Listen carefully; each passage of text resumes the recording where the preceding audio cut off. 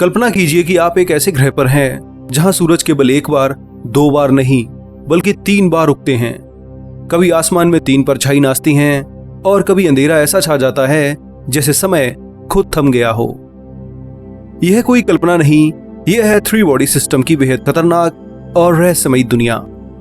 यहाँ के निवासी कभी नहीं जानते कि अगली सुबह होगी या नहीं, मौसम कैसा होगा या उनका अस्तित्व कल भी रहेगा या नहीं। पर यह तो कुछ भी नहीं है। इससे भी खतरनाक और डरावनी बात यह है कि यहाँ के निवासी अपने ग्रह की इस अनस्टेबिलिटी के बारे में शायद ही कभी कुछ कर पाएं। वह कितने भी एडवांस हो जाएं पर अपने ग्रह को नहीं बचा सकते। हमारी करंट फिजिक्स की भी इनकी ये प्रॉब्लम सॉल्व करने में हालत खराब हो जाती है। आज तक कोई भी बड़े से बड़ा वैज्ञानिक, चाहे न्यूटन हो या आइंस्टीन, इसका कोई सॉल्यूशन नहीं दे सका है। तो आखिर क्या है ये 3 बॉडी प्रॉब्लम? क्या वाकई इसकी वजह से एक सभ्यता नष्ट हो सकती है? और क्या हम भी किसी 3 बॉडी संकट की ओर बढ़ रहे हैं? क्या हमें भी भविष्य में अपने सोलर सिस्टम में इस तरह की अनस्टेबिलिटी मिलेगी और हमें इसे छोड़कर कहीं और भागना पड़ेगा? तो दोस्तों, आज के इस वीडियो में हम उतरेंगे ब्रह्मांड की सबसे पेचीदा, सबसे रहस्यमयी और सबसे खतरनाक अनस्टेबिलिटी में, जहां ग्रेविटी के भी नियम हार जाते हैं। तो दोस्तों, इस वीडियो को छोड़िए मत और मेरे साथ अंत तक देखिए, क्योंकि ये वीडियो हमारे आम वीडियोस के मुकाबले काफी इंटरेस्टिंग और डीप होने वाला है। इसलिए इसे लास्ट तक जरूर देखिए। तो बिना समय गंवाए आइए शुरू करते हैं। हमारे ब्रह्मांड में मौजूद ज्यादातर ऑब्जेक्ट्स किसी न किसी बड़े ऑब्जेक्ट का चक्कर लगा रहे हैं। हमारा चंद्रमा पृथ्वी का चक्कर लगाता है, वहीं पृथ्वी सूर्य का चक्कर लगाती है। और इतना विशाल होने के बावजूद सूर्य भी गैलेक्सी के केंद्र को ऑर्बिट करता है, जहां एक बहुत विशाल ब्लैक होल मौजूद है। जब कोई एक ऑब्जेक्ट किसी दूसरे ऑब्जेक्ट के अराउंड रिवॉल्व करता है तो उसे साइंटिफिक भाषा में 2 बॉडी सिस्टम कहा जाता है। इसके एग्जाम्पल हमें ब्रह्मांड में हर जगह देखने को मिल सकते हैं। पर वहीं अब अगर इन 2 ऑब्जेक्ट्स के बीच में कोई तीसरा ऑब्जेक्ट अचानक से आ जाए तो फिर सब कुछ गड़बड़ हो जाती है। ये ऑब्जेक्ट सबकी ऑर्बिट को इफेक्ट करता है और फिर पूरा सिस्टम ही धीरे धीरे बिगड़ने की ओर चला जाता है। ऐसे खतरनाक और अनप्रेडिक्टेबल सिस्टम को ही 3 बॉडी सिस्टम कहा जाता है। आइए अब और अच्छे से इसके बारे में जानते हैं। बचपन से हम स्कूल में ये पढ़ते आ रहे हैं कि चंद्रमा पृथ्वी के चक्कर लगाता है और पृथ्वी सूर्य का चक्कर लगाती है। लेकिन क्या हो अगर मैं कहूं कि ये पूरी तरह से सही नहीं है। आमतौर पर हमें चीजें इस तरह से पढ़ाई जाती हैं ताकि वे हमें ज्यादा अच्छे से समझ आएं, लेकिन कई बार वह रियलिटी से काफी दूर होती हैं। एक 2 बॉडी सिस्टम में ऑब्जेक्ट्स एक दूसरे का नहीं बल्कि एक कॉमन सेंटर ऑफ मास का चक्कर लगाते हैं, जिसे पेरीसेंटर कहा जाता है।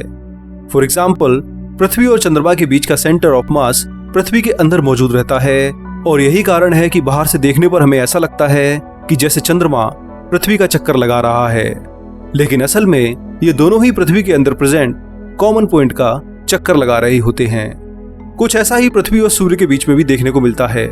बाहर से ऑब्जर्व करने पर पृथ्वी सूर्य का चक्कर लगाती हुई दिखाई देती है, लेकिन असल में ये दोनों एक कॉमन सेंटर का चक्कर लगा रहे होते हैं, जो कि पेरीसेंटर होता है।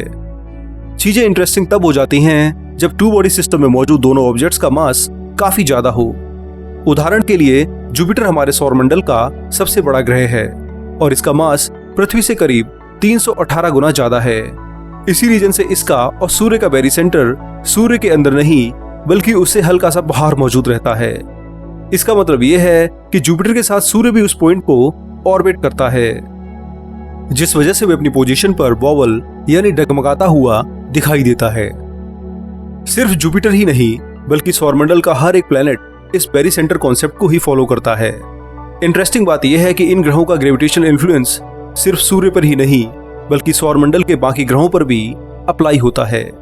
इसका सीधा सा मतलब यह है कि बृहस्पति यानी जुपिटर सूर्य के साथ हमारी पृथ्वी पर भी ग्रेविटेशनल फोर्स लगाता है, जिससे उसके ऑर्बिट में थोड़े बहुत डिफरेंसेस आते हैं। अब आमतौर पर ऐसा होने से किसी भी सोलर सिस्टम का बैलेंस खराब हो सकता है, लेकिन वैज्ञानिक बताते हैं कि सोलर सिस्टम के साथ ऐसा कभी नहीं होगा। दरअसल सूर्य का मास जुपिटर के मुकाबले करीब 1000 गुना ज्यादा है, जिस वजह से उसका ग्रेविटेशन इन्फ्लुएंस भी बहुत स्ट्रॉन्ग है। भले ही जुपिटर अपने ग्रेविटेशन इन्फ्लुएंस से पृथ्वी की ऑर्बिट को थोड़ा बहुत फ्लक्चुएट कर ले, लेकिन वह कभी भी इसे डीस्टेबलाइज नहीं कर सकता। अरबों सालों से हमारा सोलर सिस्टम ऐसे ही काम कर रहा है, जिस वजह से सारी चीजें एक दूसरे के साथ बैलेंस में आ चुकी हैं। अगर ये सभी सेलेस्टियल बॉडीज आपस में बैलेंस मेंटेन नहीं कर पाती तो सोलर सिस्टम का निर्माण शायद ही कभी हुआ होता। ये 3 बॉडी सिस्टम का एक बहुत ही बेसिक एग्जांपल है, जिसमें सभी चीजें बहुत आराम से एक दूसरे का चक्कर लगा रही हैं। अगर हम एक स्टेप आगे जाएं तो ब्रह्मांड में हमें 3 बॉडी सिस्टम के दूसरे एग्जाम्पल भी मिल सकते हैं। ये न सिर्फ हमारे सोलर सिस्टम से ज्यादा कॉम्प्लेक्स हैं, बल्कि इनके फ्यूचर आउटकम को भी प्रेडिक्ट करना बहुत मुश्किल है, जो कि 3 बॉडी सिस्टम की सबसे इंपॉर्टेंट निशानी होती है। इंटरेस्टिंग बात यह है कि इस 3 बॉडी सिस्टम को देखने के लिए हमें ब्रह्मांड के किसी दूर दराज कोने में नहीं झांकना, बल्कि हमारे पड़ोस में ही इसका एक बहुत ही बेहतरीन एग्जाम्पल मौजूद है। हम बात कर रहे हैं दी अल्फा सेंटोरी स्टार सिस्टम की। पृथ्वी से करीब 4.5 लाइट ईयर दूर एक ऐसा सोलर सिस्टम मौजूद है जिसमें 1 या 2 नहीं बल्कि 3 तारे हैं। इनमें से 2 तारों का नाम अल्फा सेंटोरी ए और अल्फा सेंटोरी बी है। वहीं तीसरे तारे को प्रोक्सिमा सेंटोरी के नाम से जाना जाता है। अगर आपको नहीं पता तो बता दूं कि प्रोक्सिमा सेंटोरी हमारे सोलर सिस्टम से सबसे नजदीकी तारा है और इसकी एवरेज डिस्टेंस मात्र 4.24 लाइट ईयर्स है, यानी 410 खरब किलोमीटर। ये स्टार सिस्टम ब्रह्मांड में ढूंढा गया सबसे नजदीकी 3 बॉडी सिस्टम है। और इंटरेस्टिंग बात यह है कि हम इसे काफी अच्छे से स्टडी भी कर चुके हैं। वैज्ञानिक बताते हैं कि इस स्टार सिस्टम में तीनों तारे काफी स्टेबल हैं, जो बहुत हैरानी वाली बात है। इससे भी ज्यादा इंटरेस्टिंग चीज ये है कि अल्फा सेंटोरी ए और बी सूर्य से काफी ज्यादा मेल खाते हैं। इनकी एज, कंपोजिशन, लाइफ स्पैन और यहाँ तक कि ब्राइटनेस और टेम्परेचर भी एक दूसरे के ऑलमोस्ट बराबर है। ये दोनों तारे एक दूसरे के साथ बाइनरी रिलेशनशिप में हैं, यानी ये एक दूसरे को ऑर्बिट करते हैं। वहीं इस स्टार सिस्टम का तीसरा तारा यानी प्रोक्सिमा सेंटोरी इस बाइनरी सिस्टम का चक्कर लगाता है। अब आमतौर पर एक 3 बॉडी सिस्टम बहुत ही अनस्टेबल होता है। इसमें जरा सा भी चेंज होने पर चीजें केओस में कन्वर्ट होने लगती हैं। अगर आपको नहीं पता तो बता दूं कि ग्रेविटेशनल सिस्टम में केओस का मतलब होता है एक ऐसा रैंडम इवेंट जो बहुत ही छोटी चीज की वजह से ट्रिगर हुआ हो। एक 3 बॉडी सिस्टम में हल्का सा भी बदलाव करने पर हमें इतने बड़े फाइनल चेंजेस दिखाई देते हैं कि उन्हें प्रेडिक्ट करना भी पॉसिबल नहीं होता। इसे आप द बटरफ्लाई इफेक्ट से कंपेयर कर सकते हैं, जिसके मुताबिक एक तितली के पंख फड़फड़ाने से एक विशाल तूफान जैसी खतरनाक चीज तक क्रिएट हो सकती है। यह सुनने में भले ही बहुत अजीब और अनबिलीवेबल लगे, लेकिन इसके एग्जाम्पल हमें चारों तरफ दिखाई देते हैं। इसके अलावा केओटिक सिस्टम को मैथ्स के जरिए भी कई बार स्टडी किया जा चुका है। वैज्ञानिक बताते हैं कि आम 3 बॉडी सिस्टम की तरह अल्फा सेंटोरी स्टार सिस्टम इतना केओटिक नहीं है। इस सिस्टम के तीनों तारे आपस में बहुत स्टेबल हैं और शांति से एक दूसरे का चक्कर लगा रहे हैं। अब शायद आपके दिमाग में यह सवाल आ सकता है कि आखिर ये 3 तारे एक स्टेबल ऑर्बिट में रहकर एक दूसरे का चक्कर कैसे लगा सकते हैं? तो दरअसल इसका जवाब प्रोक्सिमा सेंटोरी की ऑर्बिट में छिपा हुआ है। प्रोक्सिमा एक बहुत ही छोटा तारा है जिसका मास सूर्य से करीब 10 गुना कम है। मास कम होने के कारण इसकी टेम्परेचर और ब्राइटनेस भी काफी कम है और इसे नाइट स्काई में बिना टेलीस्कोप के ऑब्जर्व करना ऑलमोस्ट इम्पॉसिबल है। अब वैसे तो हम अंतरिक्ष में कई तारों को बिना टेलीस्कोप के नहीं देख सकते, लेकिन प्रोक्सिमा सेंटोरी हमसे सबसे नजदीकी तारा है और इसके बावजूद ये आसमान में इनविजिबल रहता है। वैज्ञानिकों के मुताबिक इस बात के काफी हाई चांसेस हैं कि प्रोक्सिमा का निर्माण अल्फा सेंटोरी सिस्टम में नहीं बल्कि कहीं और हुआ होगा। अपने सोलर सिस्टम से इजेक्ट यानी बाहर निकलने के बाद ये अल्फा सेंटोरी स्टार सिस्टम के ग्रेविटेशन इन्फ्लुएंस में फंस गया होगा और तब से ये इन्हीं का चक्कर लगा रहा है। जैसा कि मैंने आपको पहले ही बताया, आमतौर पर 3 बॉडी सिस्टम्स बहुत केओटिक होते हैं, लेकिन अल्फा सेंटोरी के साथ ऐसा नहीं है। ऐसा इसलिए है क्योंकि इस सिस्टम में प्रोक्सिमा सेंटोरी का ग्रेविटेशन इन्फ्लुएंस बहुत ही कम है, या यूं कहें कि ऑलमोस्ट नेग्लिजिबल है। यह तारा इस सिस्टम के प्रमुख तारों को करीब 15,000 एस्ट्रोनॉमिकल यूनिट्स की दूरी से ऑर्बिट करता है। एक एस्ट्रोनॉमिकल यूनिट यानी AU सूर्य और पृथ्वी की एवरेज डिस्टेंस के बराबर होती है। ऐसे में आप अंदाजा लगा सकते हैं कि प्रोक्सिमा अल्फा स्टार से कितना दूर स्थित है। एक कंपैरिजन के लिए आपको बता दूं कि ये 2 अल्फा तारे अपने बीच करीब 23 AU की डिस्टेंस को मेंटेन करते हैं, जो एक स्टेबल ऑर्बिट बनाए रखने के लिए काफी है। अगर ये तारे एक दूसरे से भी थोड़ा और नजदीक होते तो शायद ये स्टार सिस्टम बहुत पहले ही तबाह हो चुका होता। ऐसा इसलिए होता क्योंकि इन दोनों स्टार्स की ग्रेविटी एक दूसरे के मैटर को अपनी ओर खींचने लगती, जिससे पूरे स्टार सिस्टम का बैलेंस बिगड़ जाता और अंत में सिर्फ एक ही तारा जिंदा रह पाता। बाइनरी स्टार्स के केस में ऐसा होना बहुत ही नॉर्मल चीज है। वैज्ञानिक ये कई बार ऑब्जर्व कर चुके हैं कि बाइनरी सिस्टम का एक तारा उसके दूसरे तारे को धीरे धीरे खाना शुरू कर देता है। ये प्रक्रिया तब तक चलती है जब तक उस तारे का सारा मैटर बड़े तारे में ट्रांसफर ना हो जाए। खैर, अल्फा सेंटोरी स्टार्स के बीच अभी तक ऐसी कोई भी घटना नहीं देखी गई है जिससे ये कहा जा सकता है कि ये दोनों तारे काफी स्टेबल हैं। वैज्ञानिक बताते हैं कि इस पूरे सिस्टम को बैलेंस बनाए रखने में प्रॉक्सिमा भी बहुत इंपॉर्टेंट रोल प्ले करता है। अल्फा स्टार से दूर मौजूद होने के कारण इसका ग्रेविटेशनल इन्फ्लुएंस उन तक बड़ी मात्रा में नहीं पहुंच पाता। ये जानकर आपके होश उड़ जाएंगे कि प्रॉक्सिमा को इन तारों का एक चक्कर लगाने में 5 लाख से 10 लाख सालों का समय लगता है। इससे आप अंदाजा लगा सकते हैं कि इस तारे का ऑर्बिट कितना विशाल होगा। एक 3 बॉडी सिस्टम तब ही स्टेबल रह सकता है जब उसमें से एक ऑब्जेक्ट या तो बहुत छोटा हो या उसका ग्रेविटेशनल इन्फ्लुएंस बहुत कम हो। ऐसे में वह 3 बॉडी सिस्टम ऑलमोस्ट एक 2 बॉडी सिस्टम की तरह काम करता है, जिससे ज्यादा दिक्कतें नहीं पैदा होती।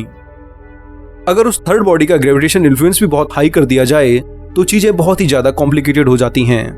इतनी कॉम्प्लिकेटेड कि कई बार तो मैथमेटिकल कैलकुलेशंस भी उस सिस्टम के फ्यूचर को प्रेडिक्ट नहीं कर पाती। ऐसे में पूरा सिस्टम अनस्टेबल होकर क्योटिक हो जाता है और ग्रह और तारे इधर उधर भागने लगते हैं। आगे फ्यूचर में क्या होगा इसके बारे में फिर कोई भी नहीं जान पाता है। अगर ऐसे में कोई सभ्यता वहां रहेगी तो उसे तुरंत ही अपने स्पेसशिप में बैठकर भागना पड़ेगा और एक स्टेबल सिस्टम खोजना पड़ेगा। अब अगर वह हमारे सोलर सिस्टम की ओर आए तो इसे देखकर वह बहुत खुश हो सकती है। सूर्य की शक्तिशाली ग्रेविटी के कारण हमारा सोलर सिस्टम अरबों सालों से स्टेबल है और आने वाले अरबों सालों तक स्टेबल रहेगा। तो ऐसे में वह सभ्यता यहाँ लाखों करोड़ों सालों तक रह सकती है। पर स्टेबिलिटी हमेशा कायम रहे ये यूनिवर्स में हो नहीं सकता। अगर कभी कोई विशाल ऑब्जेक्ट्स जैसे कि रॉक स्टार, न्यूट्रॉन स्टार या छोटा सा भी ब्लैक होल हमारे सिस्टम में आया तो फिर हमारा सिस्टम भी 3 बॉडी प्रॉब्लम या कहीं तो n बॉडी प्रॉब्लम का सामना करेगा और केओस की ओर चला जाएगा। अगर ये सब नहीं भी आए तो भी धीरे धीरे हमारे सिस्टम में ऑब्जेक्ट्स की जो ऑर्बिट बदल रही है तो इस आधार पर ये छोटे छोटे बदलाव अरबों सालों में इतना बड़ा असर दिखा सकते हैं कि हो सकता है कि हमारा सौरमंडल भी केओस यानी तबाही में चला जाए और फिर हमें भी इस अनंत ब्रह्मांड में किसी दूसरे स्टेबल सोलर सिस्टम की तलाश में भागना पड़े। सोचो ये कितना डरावना है। हमारे अपने घर का भविष्य भी पूरी तरह से प्रेडिक्टेबल नहीं है। तो अब आप समझ सकते हैं कि ये 3 बॉडी प्रॉब्लम क्यों इतनी खास और क्यों इतनी डरावनी है। पर इन सब चीजों के बावजूद वैज्ञानिक 3 बॉडी सिस्टम को स्टडी करने में इतना इंटरेस्टेड इसलिए रहते हैं क्योंकि इससे हमें ऑर्बिटेबल स्टेबिलिटी की नॉलेज मिलती है। ये नॉलेज सैटेलाइट्स और टेलीस्कोप्स को अंतरिक्ष में लॉन्च करने और उन्हें सक्सेसफुली प्लेस करने में काफी काम आती है। अगर वैज्ञानिक 3 बॉडी सिस्टम को सही से स्टडी नहीं कर रहे होते तो आज जेम्स वेब स्पेस टेलीस्कोप को अंतरिक्ष में सेफ रखना ऑलमोस्ट इम्पॉसिबल हो जाता। इसके अलावा 3 बॉडी प्रॉब्लम को सॉल्व करने में हमें एक चीज बहुत क्लैरिटी के साथ पता चल जाती है और वह ये है कि बहुत छोटे और नेग्लिजिबल एक्शंस भी बहुत बड़े रिजल्ट प्रोड्यूस कर सकते हैं। कंप्यूटर सिमुलेशंस के जरिए ये कई बार प्रूव किया जा चुका है कि एक 3 बॉडी सिस्टम में हल्का सा भी चेंज होने पर उसका पूरा फ्यूचर एकदम से बदल जाता है। इसी वजह से इन सिस्टम्स के भविष्य को प्रेडिक्ट करना बहुत ही मुश्किल होता है।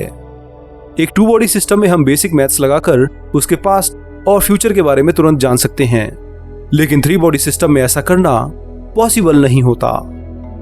खैर, वैज्ञानिक अभी भी इस कॉन्सेप्ट को अच्छे से समझने के लिए कंटिन्यूअस मेहनत कर रहे हैं। हो सकता है भविष्य में एक ऐसा भी समय आए जब हम 3 बॉडी सिस्टम के अनप्रेडिक्टेबल नेचर को भी प्रेडिक्ट करने के काबिल बन जाएं। वैसे आपको क्या लगता है कि ऐसा कभी संभव हो पाएगा या नहीं? हमें नीचे कमेंट करके जरूर बताइएगा।